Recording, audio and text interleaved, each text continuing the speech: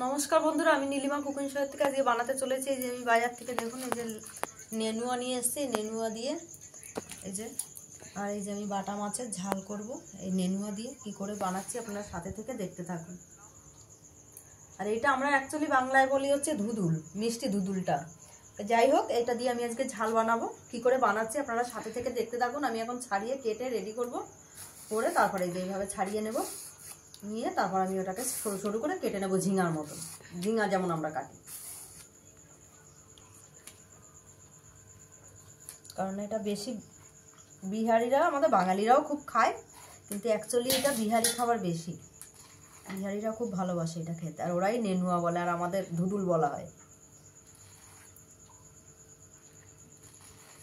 এইভাবে কেটে আমি সরু সরু করে লম্বা লম্বা করে কেটে রেডি করব।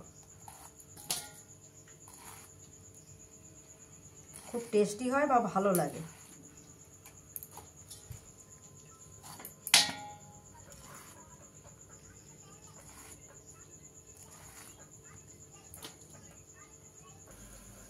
বন্ধুরা আমি কড়াইতে তেল দিয়ে দিলাম, কড়াই বসিয়ে দিয়েছি।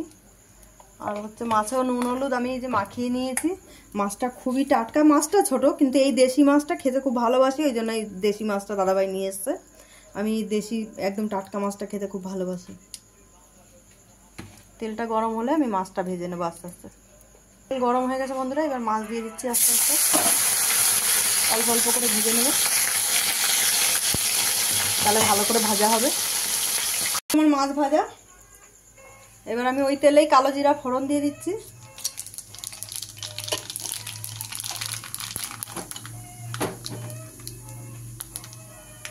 এই যে আমি আলু কেটে রেখেছি, আলুটা আগে দিয়ে দেবো তেলে, আলুটা একটু ভেজে নিই।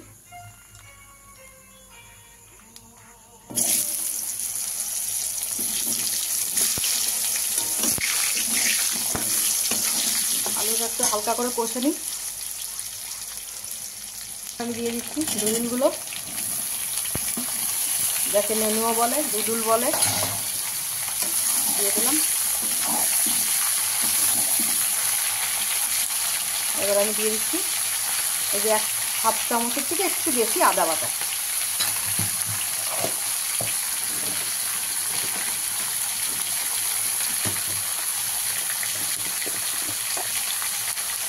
দিয়ে দিচ্ছি পরিমাণ মতো 2 চামচ জিরা ধনের গুঁড়ো, দিয়ে দিচ্ছি 1 চামচ লঙ্কার গুঁড়ো, দিচ্ছি পরিমাণ মতন হলুদ গুঁড়ো, পরিমাণ মতন নুন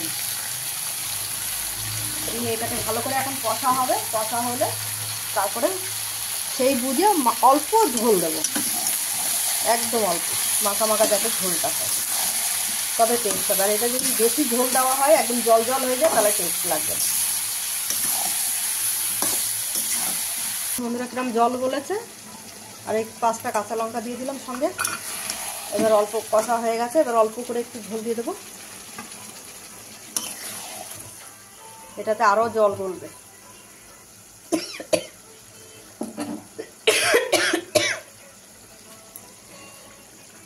মাছটা দিয়ে এবার আমি ঢাকা দিয়ে দিচ্ছি।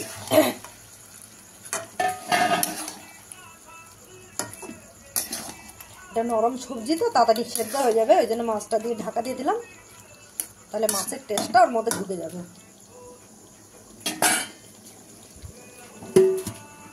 প্রায় হয়ে এসছে, আর একটু সিমে করে রাখবো, আলুটা একটু নরম হওয়ার জন্য। হয়ে গেছে আমার তরকারি প্রায়, হয়ে গেছে আমার, আলুও গলে গেছে একদম, আলু গলে একদম ইয়ে হয়ে গেছে। দেখুন আলু একদম গলে গেছে, সবজিটাও গলে গেছে, আর ঝোলটা একদম মাখা মাখা হয়ে গেছে, আর টেস্টও দারুণ আসে এটা খেতে। আমি এবার গ্যাস বন্ধ করে দিচ্ছি। দেখুন বন্ধুরা পুরো ঝিঙার মতো লাগছে, আর ঝোলটা কত সুন্দর লাগছে, আর খেতেও দারুণ হয়। আপনারাও চাইলে বাড়িতে এরকম বানিয়ে খেয়ে ট্রাই করে দেখতে পারেন। ইউটিউবে আর নীলিমা কুকিং শো বলে চ্যানেল খোলা আছে, সেখানে আপনারা সাবস্ক্রাইব, লাইক, কমেন্ট, শেয়ার করে দেবেন।